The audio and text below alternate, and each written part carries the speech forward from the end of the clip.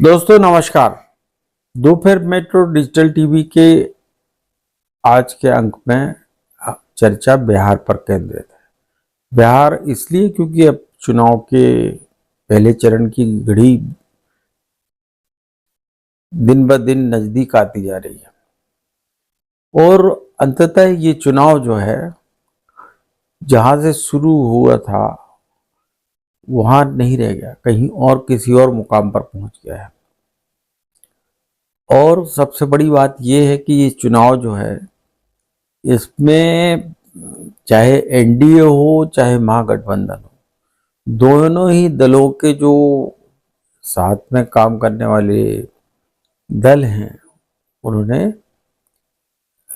NDA ने अगर नीतीश कुमार को बिहार के चुनाव की बलि वेदी पर चढ़ा दिया है तो कांग्रेस सहित सारे नेताओं ने लालू परिवार के अब नायक कहे जाने वाले नायक के रूप में प्रचारित किए जा रहे तेजस्वी यादव को आगे कर दिया। बिहार में महागठबंधन ने जो अपना चुनावी घोषणा पत्र जारी किया गया उसे कहने को तो साझा घोषणा पत्र कहा जा सकता है, लेकिन वो पूरा फोकस में तेजस्वी की तरफ था। और जब ये साझा घोषणा पत्र जारी हुआ तो इससे अंदाजा लगाया जा सकता है कि इसके जो प्रमुख घटक दल हैं या कहें कि पिछलग्गू दल हैं महागठबंधन में, लालू परिवार की राष्ट्रीय जनता दल के जो प्रमुख गठबंधन दल हैं उनमें कांग्रेस सबसे प्रमुख है। लेकिन कांग्रेस के जो नेता राहुल गांधी वोट अधिकार यात्रा के दौरान 16 दिन तक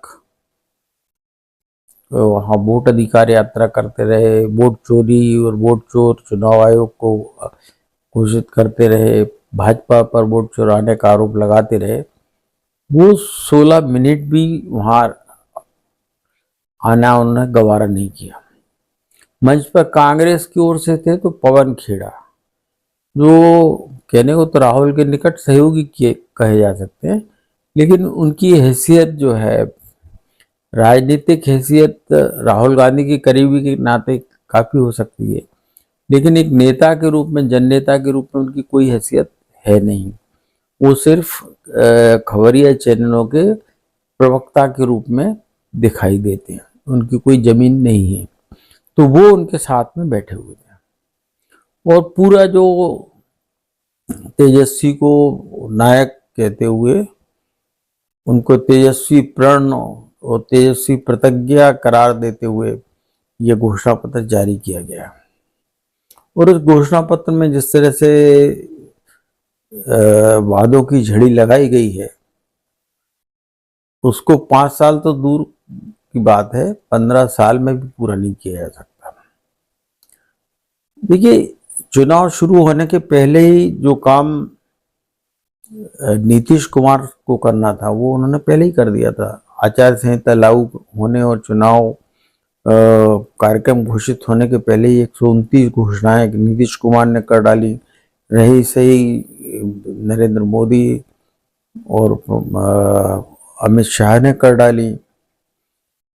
और जिस दिन यानी कि बुधवार मंगलवार को जब घोषणा पत्र जारी किया महागठबंधन का, तो मोदी ने भी एक बड़ा दांव चलते हुए 8वें वेतन आयोग का ऐलान कर दिया। वो वेतन आयोग 17-18 महीने में अपनी रिपोर्ट देगा, लेकिन वो जो 10 साल में जो नए वेतनमान लागू होता है उसके मुताबिक 1 जनवरी 2026 से लागू हो जाएगा। यानी कि जो कर्मचारी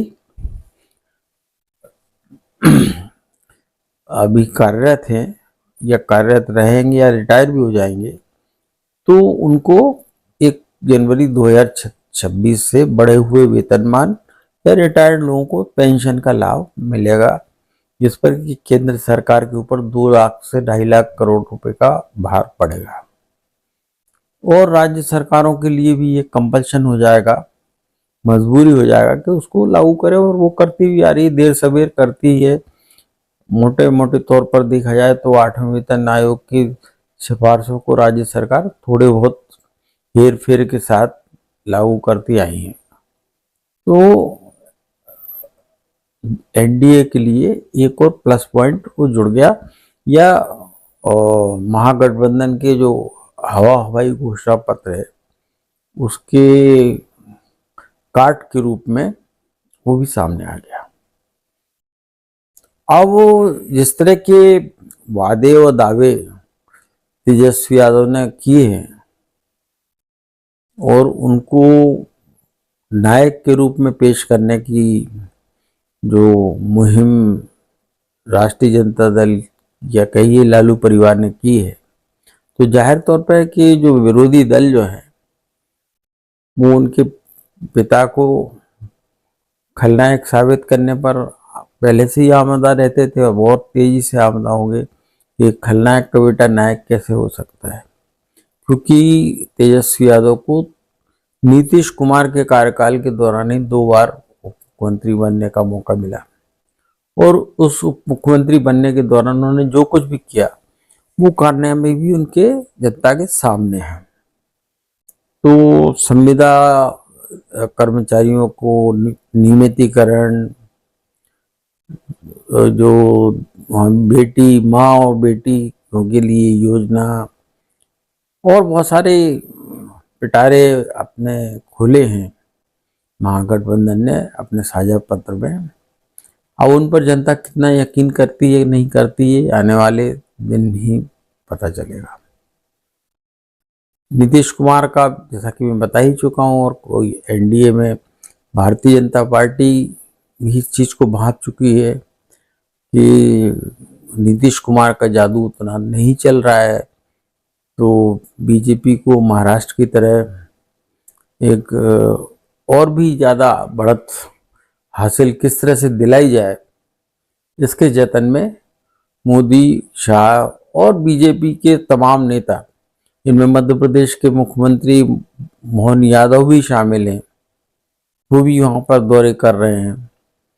भूपेंद्र यादव केंद्रीय मंत्री हैं, वो भी वहाँ डेरा डाले हुए हैं। धर्मेंद्र प्रधान जैसे संगठक उनके यहाँ है ही।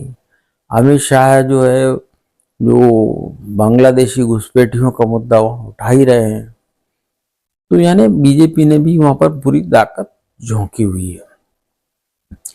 और जो वहाँ पर जो जातिगत आधारित और कास्ट करप्शन और कैश को लेकर जो चुनाव होते थे, वो जो है अब मतदान की घड़ी आते आते तक वो भी उत्तर प्रदेश या उत्तर भारत के राज्यों में होने वाले चुनाव में हिंदू मुस्लिम वाली राजनीति पर उतर आया है।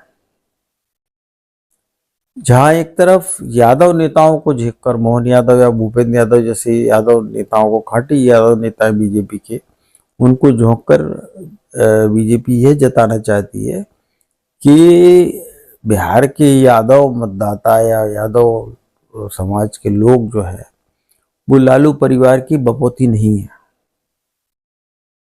वो जो है दूसरे दलों की तरफ भी उनका रुझान होना चाहिए। दूसरा जो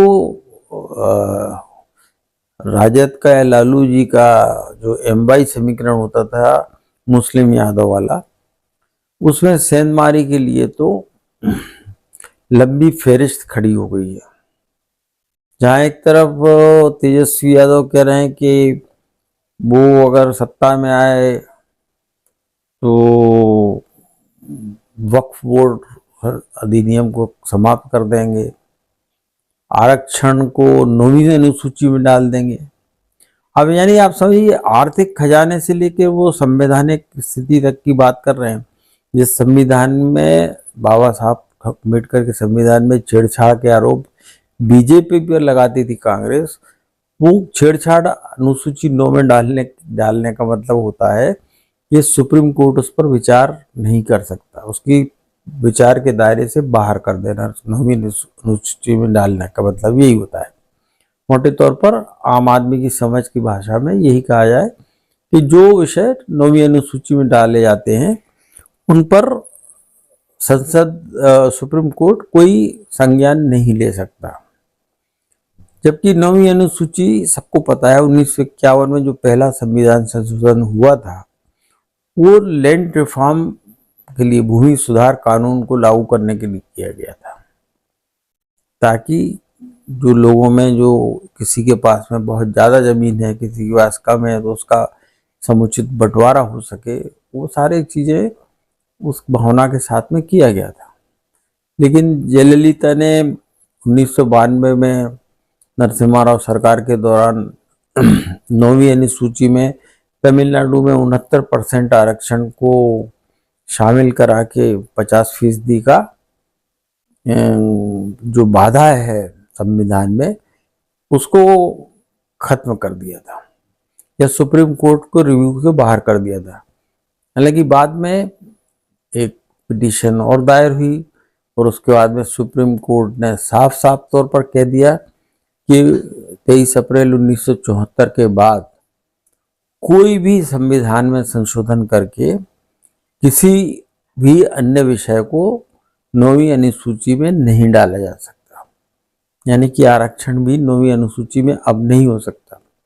या कोई तमिलनाडु में जयललिता के 69% आरक्षण की जो प्रावधान लागू हुआ था 9वीं अनुसूची में डाल के, उसको अगर चैलेंज करेगा तो सुप्रीम कोर्ट उसको निरस्त कर सकता है। किसी ने चैलेंज नहीं किया, ये अलग बात है।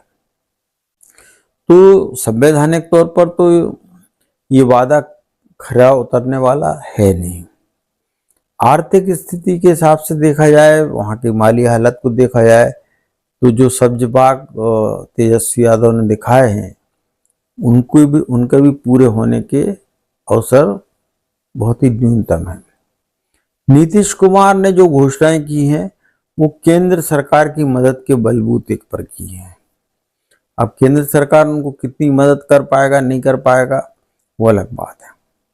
लेकिन 115 सीटों पर कभी काबिज रहने वाले नीतीश कुमार, जो खिसकते खिसकते उनका आंकड़ा 70 के पास आते आते 43 पर ठहर गया था, अब उनको 43 सीटों पर भी संकट नजर आ रहा है कि उस 30 सीटें भी वो रिटेन कर पाए 101 में से। यानी कि उनका स्ट्राइक रेट लगातार बिगड़ता जा रहा है और आगे भी वो सुधरेगा इसका अवसर कम है, लेकिन उनकी कम होने का खतरा, अंदेशा ज़्यादा है।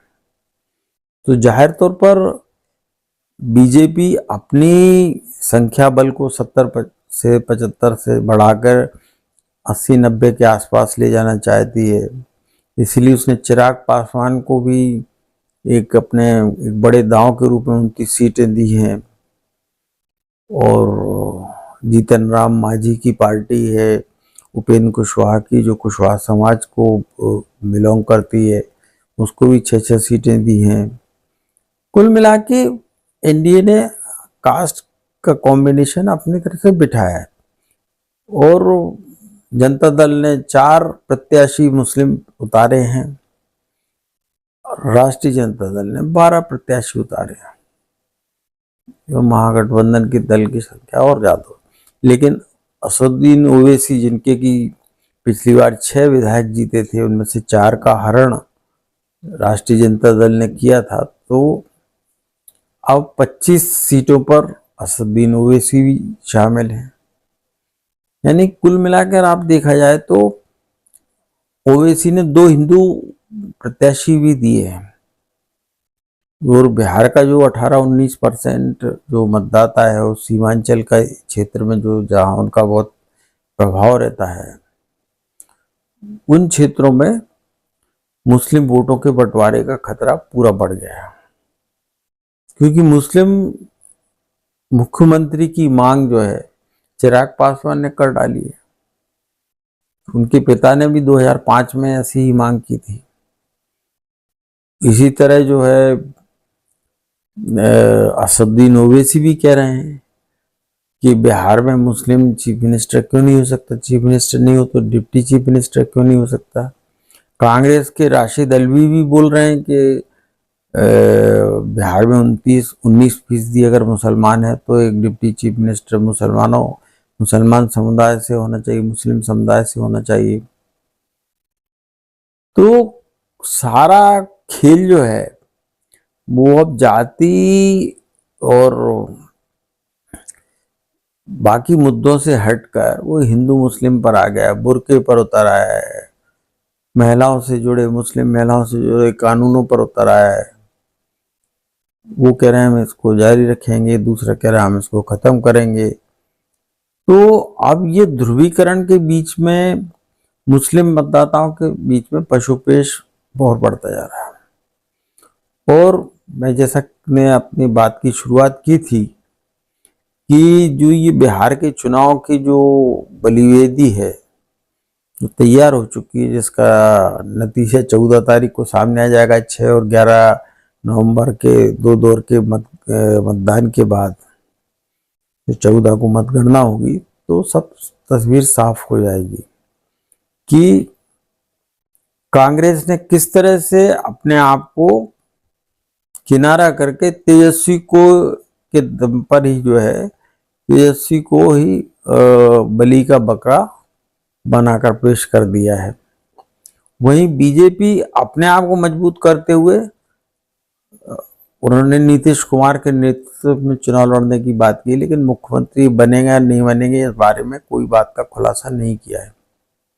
और यही चीज जो है बिहार के लोगों को एक उम्मीद जगाती है कि अब वो जो है लालू परिवार और नीतीश कुमार दोनों की 30-35 साल से चल रही राजनीति से ऊब चुके हैं और तीसरे विकल्प के रूप में एक अल्टरनेटिव पॉलिटिक्स के प्रतीक बनकर जो प्रशांत किशोर जिस तरह से उभरे हैं, उनसे दोनों ही पार्टियां, दोनों ही बड़े जो दल जो हैं वहां पर राज करते रहे, चाहे वो लालू परिवार हो, ये राष्ट्रीय जनता दल हो या नीतीश कुमार की जनता दल जेडीयू हो। बीजेपी भी कहीं ना कहीं इस बात को लेकर सहमी हुई तो है कि प्रशांत किशोर ने भी काफी संख्या में मुस्लिमों को टिकट दिए हैं और चिराग पासवान भी मुस्लिम की बात कर रहे हैं। तो लालू यादव तो राजनीति उनकी धुरी ही यादव मुस्लिम पर रही है। तो ये हिंदू मुस्लिम चुनाव बिहार बनता जाता दिख रहा है। अब ऐसे हालात में नतीजे या चुनाव में जो समीकरण जो है वो किस करवट बैठेंगे, ये एक एक दिन और एक एक पल और एक एक घंटों के साथ में बदलता जा रहा है। और वहां के सियासी फलक पर असली नायक कौन होगा ये तो 14 नवंबर को ही पता चलेगा। लेकिन ये तय है कि तेजस्वी यादव को नायक बनाकर उनके खलनायक पिता की याद जरूर लोगों को ताजा करने का मौका विरोधी दलों को मिल गया है। और नीतीश कुमार के बारे में उन्होंने अपने बेटे को चुनाव नहीं लड़ाकर उस फैमिली पार्टी कॉन्सेप्ट जिसका कि बीजेपी पालन करती आई है, भले ही वो अपने अन्य घटक दलों के बारे में नहीं कर पाई हो, उसका पालन करा पाई हो उनसे, लेकिन वो तो कर रही है। तो निश्चित रूप से कि बीजेपी इस मामले में बढ़त लेती दिख रही है। अब नीतीश कुमार अगर मुस्लिम वोटों का बंटवारा इतना हुआ तो नीतीश कुमार को तो निश्चित रूप से मुसलमान वोट उतने मिलते नहीं है, 12-14% ही मिलते हैं। जो वहाँ के जो 100 मुस्लिम में अगर वोट देते तो 80-70-75% जो वोट तेजस्वी यादव या लालू परिवार की तरफ झुकता था, अगर वो बढ़ गया तो क्या जो 72-74 सीटें 75 सीटें जो जीती थी 2020 में लालू की राष्ट्रीय जनता दल ने, वो उसको बरकरार रख पाएंगे या उस आंकड़े को आगे बढ़ा पाएंगे। कांग्रेस की स्थिति वहां पर कोई बहुत उम्मीदों से भरी है नहीं। मुकेश सहनी जो है ले देकर वीआईपी पार्टी के, वो अपने मांझी समुदाय को लेकर कितना असर दिखा पाते हैं, वही एक बड़ी बात है।